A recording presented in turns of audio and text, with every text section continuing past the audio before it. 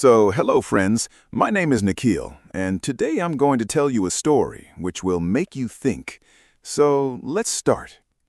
Mumbai, in 2008, was a city built on dreams.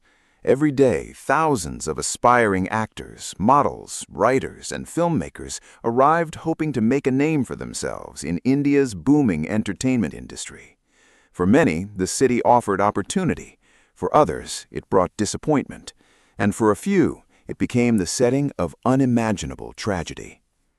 Among the countless professionals working in the television industry was Neeraj Grover, a talented and ambitious television executive. Known for his friendly nature and strong industry connections, Neeraj had earned a reputation as someone who could recognize potential in newcomers. Colleagues described him as hard-working, energetic, and deeply involved in the world of television production. He had spent years building his career and was respected by many people in the industry. At the same time, a young actress named Maria Susaraj was trying to establish herself in Mumbai. Originally from Karnataka, Maria came from a well-known family and dreamed of achieving success in the entertainment world. Like many newcomers, she faced the harsh reality of the industry. Opportunities were limited, competition was fierce, and securing meaningful acting roles was far more difficult than she had imagined. Despite her struggles, Maria remained determined. She attended auditions, met producers, and networked with people who might help advance her career. During this period, she became acquainted with Neeraj Grover. Neeraj had a reputation for helping aspiring actors connect with television projects, and Maria hoped he could assist her in finding work. Their friendship gradually developed through conversations about the industry, career opportunities, and future projects. According to reports, Neeraj had reportedly promised to introduce her to people who could potentially help her secure television roles. While Maria was trying to establish herself in Mumbai, another important figure in her life was hundreds of kilometers away.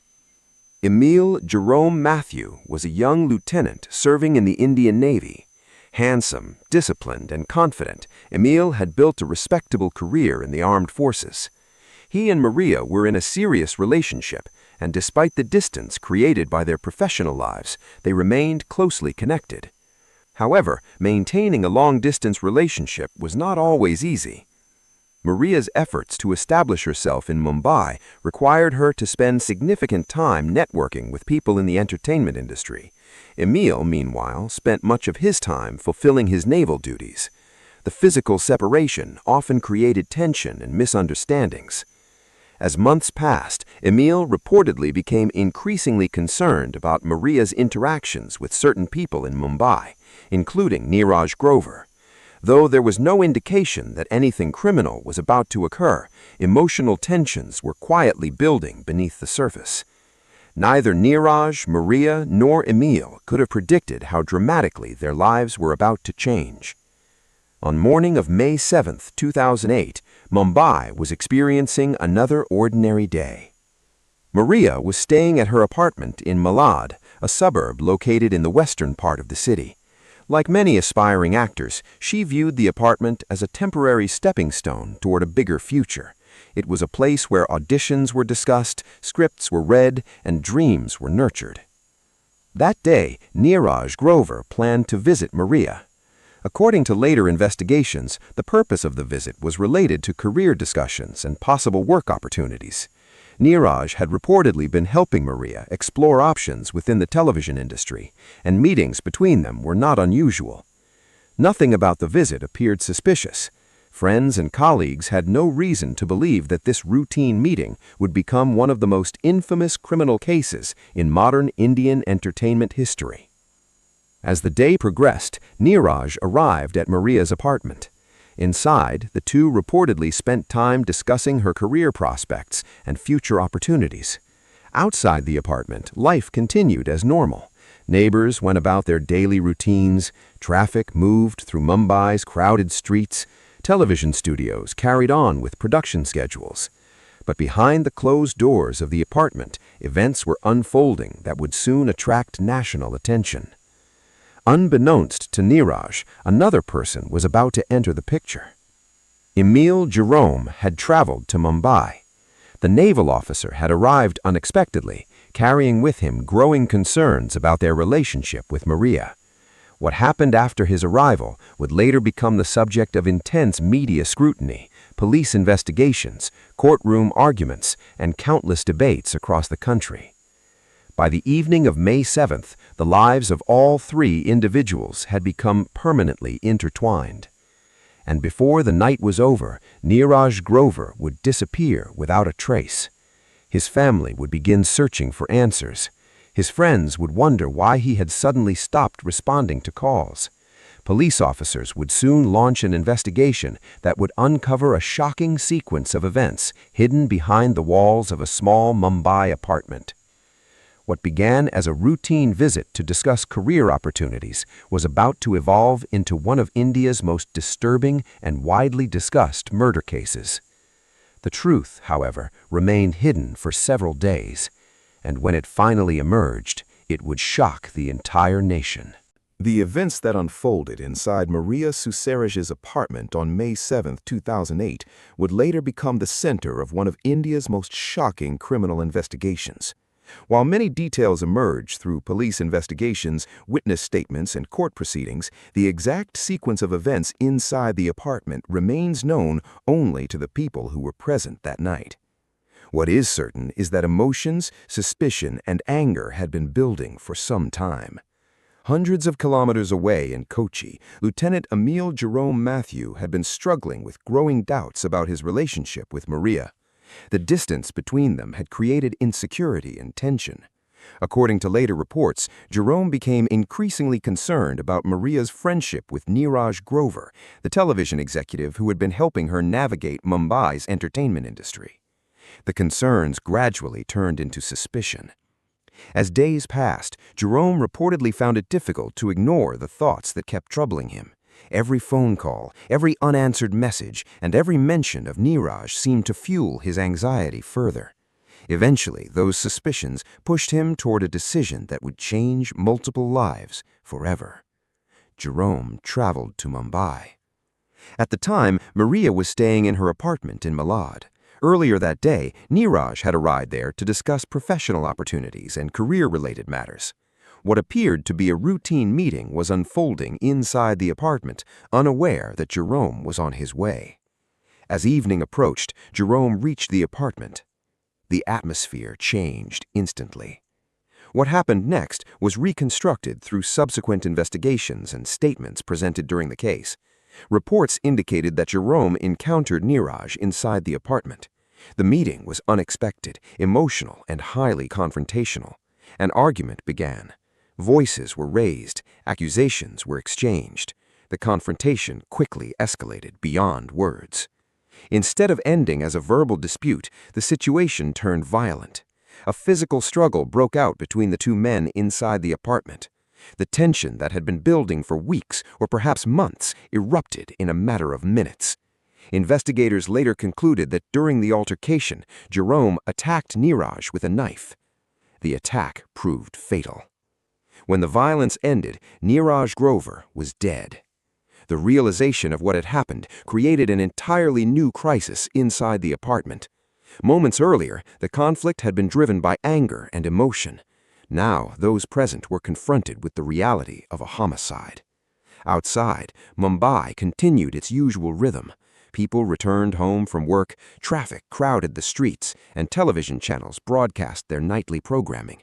Inside the apartment, however, panic had taken over. According to investigators, Jerome and Maria now faced a situation they believed would destroy their futures. A young naval officer's career was suddenly in jeopardy. An aspiring actress's life and ambitions were at risk. And in the middle of the apartment lay evidence of a crime that could not simply be ignored. At that moment, they had a choice. They could immediately contact authorities and report what had happened. Instead, investigators alleged that they chose a very different path. Fear began to shape their decisions. The focus shifted from the violent confrontation to avoiding its consequences. As the hours passed, discussions reportedly took place about what to do next. The situation was becoming increasingly desperate. Every minute increased the possibility that someone might discover what had happened. Phone calls from friends or family could arrive at any moment. Neighbors could become suspicious. Someone could unexpectedly visit the apartment. The pressure was immense. According to the prosecution's case, Jerome and Maria eventually agreed upon a plan to conceal the crime. Investigators later alleged that the couple decided to dispose of the evidence rather than report the incident. This decision marked a disturbing turning point in the case. What had begun as a deadly confrontation was now becoming a criminal cover-up. The following hours would involve actions that shocked investigators, journalists, and the public when details eventually emerged. The disappearance of Neeraj Grover would initially puzzle his friends and family. Calls would go unanswered. Questions would begin to arise about where he had gone and why nobody could contact him. But at that moment, nobody outside the apartment knew that a tragedy had already occurred. The truth remained hidden behind closed doors. For the next several days, Neeraj's loved ones would search desperately for answers, unaware that one of the most sensational criminal investigations in modern India was about to begin. The mystery of his sudden disappearance was only beginning. The hours following Neeraj Grover's death would become the most disturbing chapter of the entire case. Inside Maria Susairaj's apartment, panic had replaced anger. The violent confrontation was over, but the reality of the situation had begun to sink in. A young television executive was dead, and two people now faced a future that could be destroyed if the truth came to light. According to investigators, instead of contacting the police or seeking legal help, Émile Jerome and Maria Susairaj focused on hiding what had happened. As night turned to morning, they allegedly began planning how to remove all evidence linking them to the crime. The task before them was enormous. A homicide had taken place inside a residential apartment. There were potential traces of blood, signs of a struggle, and countless clues that could eventually lead investigators back to the scene. The couple reportedly believed that simply leaving the apartment and pretending nothing had happened was impossible. A more elaborate plan was formed. According to police findings, they left the apartment and visited nearby shops to purchase various items. Investigators later alleged that among the purchases were a large suitcase, cleaning materials, and other supplies that could help them carry out their plan. To outsiders, they appeared like ordinary customers running errands. Nobody in the stores could have imagined the purpose behind those purchases. The city around them continued its normal routine. People were heading to work. Shops were opening for business. Morning traffic filled Mumbai's roads. Meanwhile, investigators would later claim that the couple was preparing to conceal one of the city's most shocking crimes. Back at the apartment, the situation grew even more horrifying. According to the prosecution's case, efforts were made to dispose of the remains and eliminate evidence. Investigators alleged that the body was divided into smaller sections to make transportation easier. Police later described the actions as calculated and deliberate. The apartment then became the focus of a cleanup operation. Investigators believed that attempts were made to remove physical evidence that could connect the apartment to the crime. Floors were cleaned, surfaces were wiped down, and efforts were reportedly made to eliminate visible traces that might attract suspicion. For anyone walking past the apartment door, everything appeared normal. Behind that door, however, investigators alleged that a major effort was underway to erase evidence. Once the cleanup was completed, the next challenge was removing the remains from the building without attracting attention. According to investigators, the remains were packed into luggage and bags purchased earlier. The operation required careful timing. Apartment residents could notice unusual activity. Security personnel might ask questions. Neighbors could become suspicious. Yet somehow, the luggage was removed from the building. The couple then began a journey away from Mumbai. Investigators later determined that they traveled toward the isolated forested region near Manor in Palghar district, a sparsely populated area located north of the city. The location was chosen because of its remoteness. Unlike Mumbai's crowded streets and residential neighborhoods, the forest offered privacy and isolation. As darkness surrounded the area, investigators alleged that the remains were abandoned there and set on fire in an attempt to prevent identification and destroy evidence. The forest remained silent. There were no witnesses, no immediate discovery, no police officers nearby. For a brief period, it may have appeared that the plan had worked. But while the couple focused on hiding the crime, another chain of events had already begun. Neeraj Grover's family had become concerned. Friends and colleagues noticed that he was no longer answering calls. His sudden disappearance was unusual. Neeraj was known for staying in contact with people around him.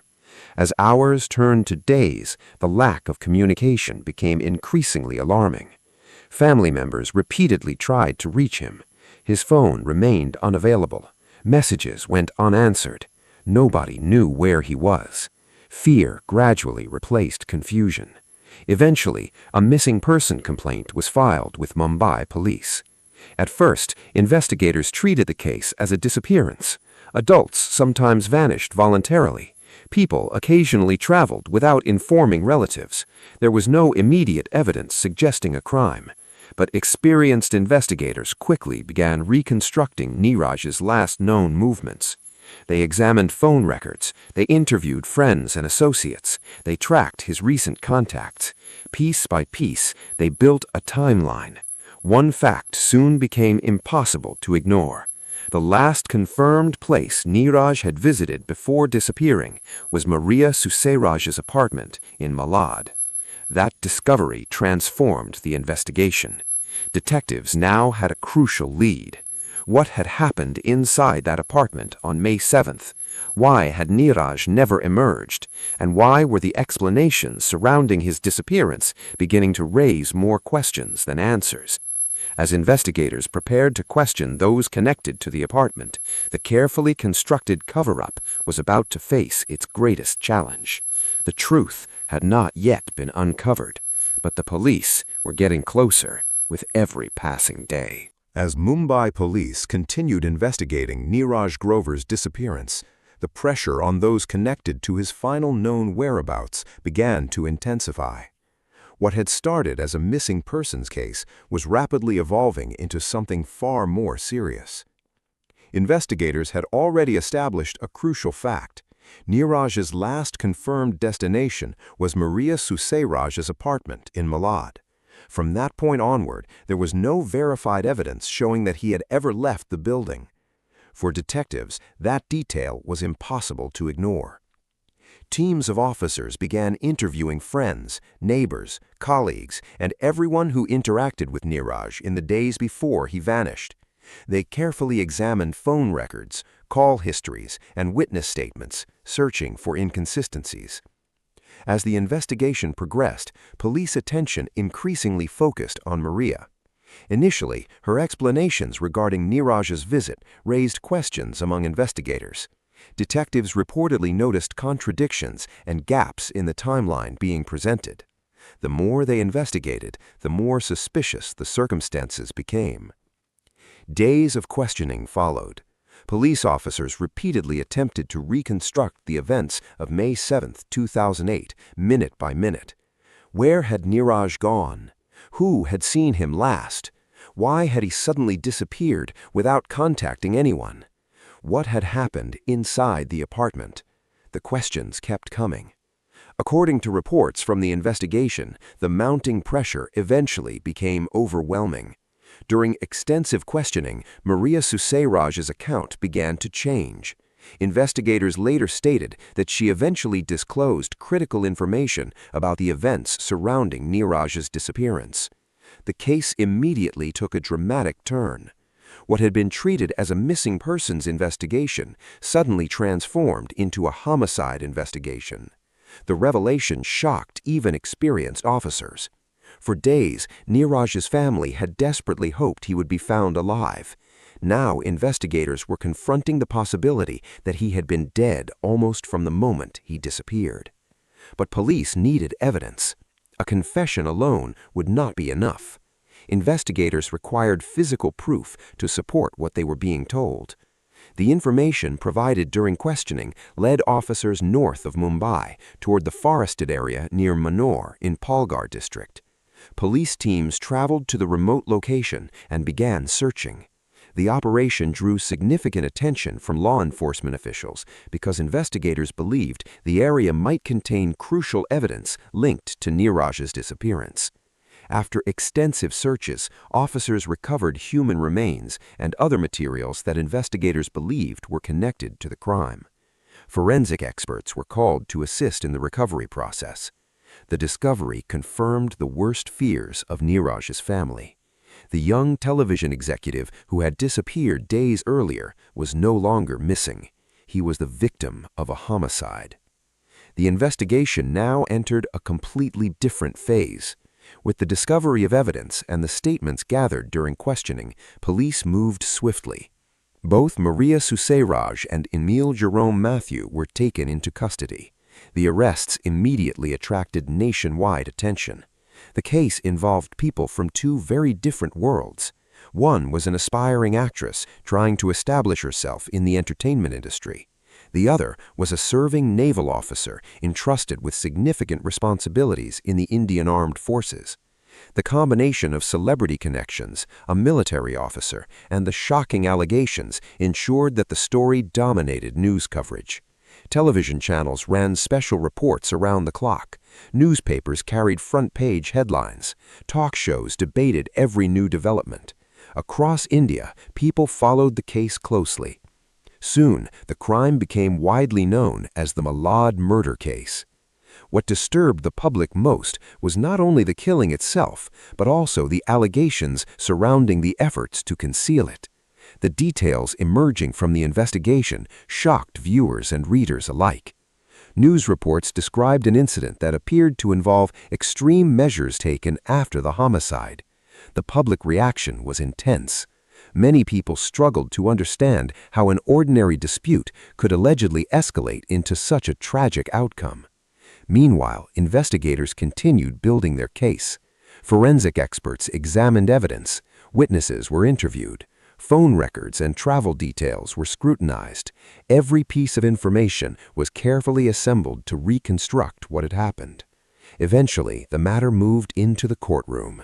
The trial quickly became one of India's most closely watched criminal proceedings. Prosecutors argued that jealousy played a central role in the events leading to Neeraj's death. According to the prosecution, emotional tensions and suspicions surrounding relationships triggered the fatal confrontation. However, the courtroom battle extended far beyond the initial killing. A major focus of the case was what allegedly happened afterwards. Prosecutors emphasized the actions taken following Neeraj's death, arguing that significant efforts had been made to conceal the crime and avoid detection. Defense lawyers, meanwhile, challenged aspects of the prosecution's narrative and presented their own interpretations of the events. Day after day, witnesses testified. Experts presented forensic findings. Lawyers debated evidence and timelines.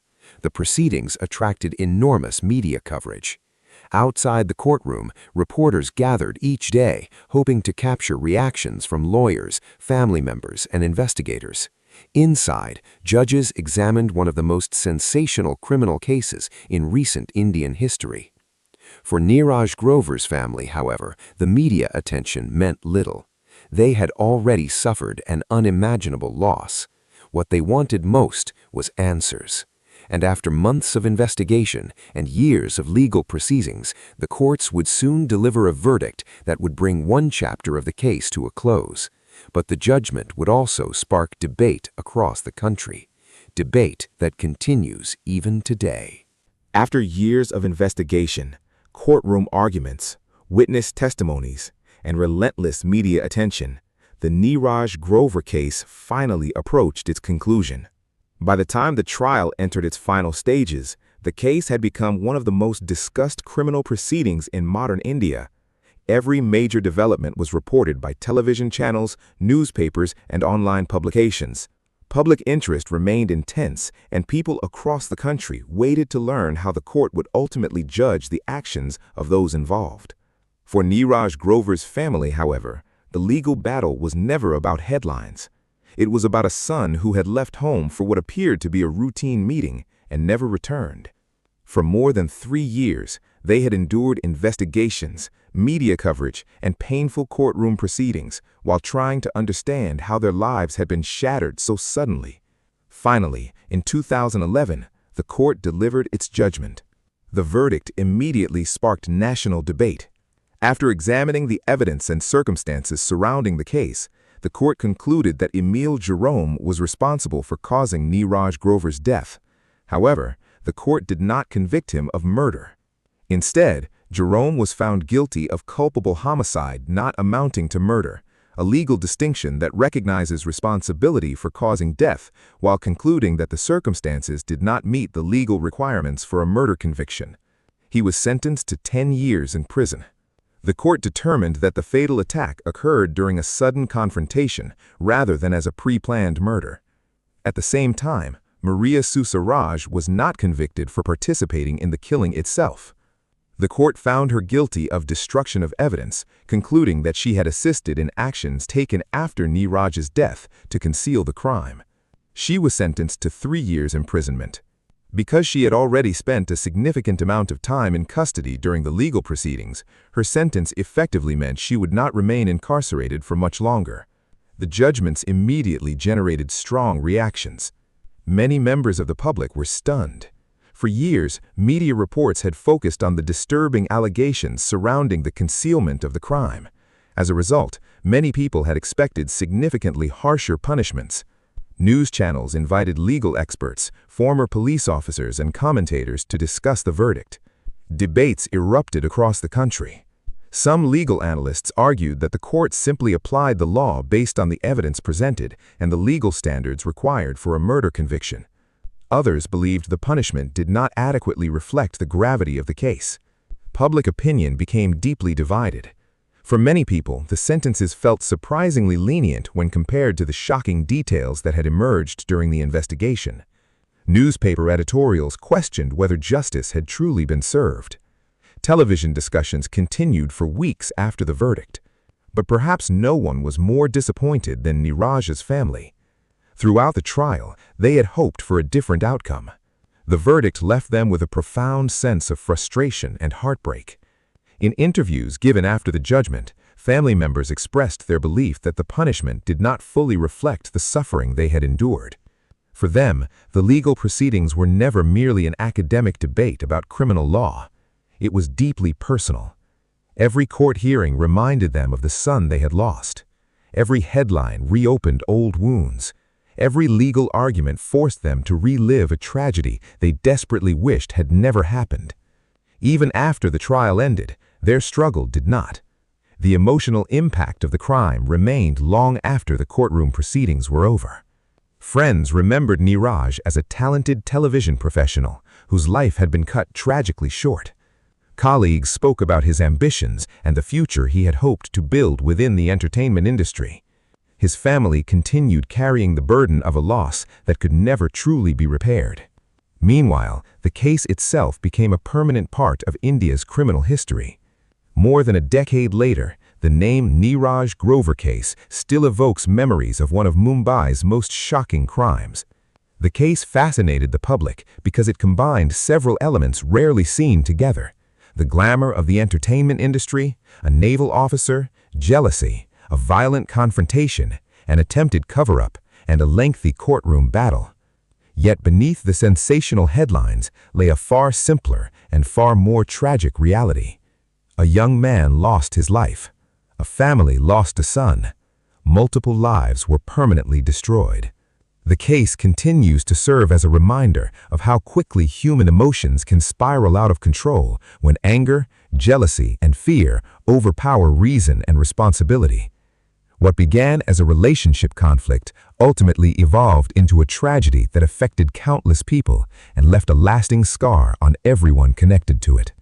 Even today, years after the verdict, the Neeraj Grover case remains one of the most haunting criminal stories in Mumbai's history. A case remembered not only for its shocking details, but also for the devastating consequences that followed a single night of uncontrolled rage and the decisions made in the aftermath. And with this, our our story ends. If you liked the story, then like it and subscribe to hear more such stories.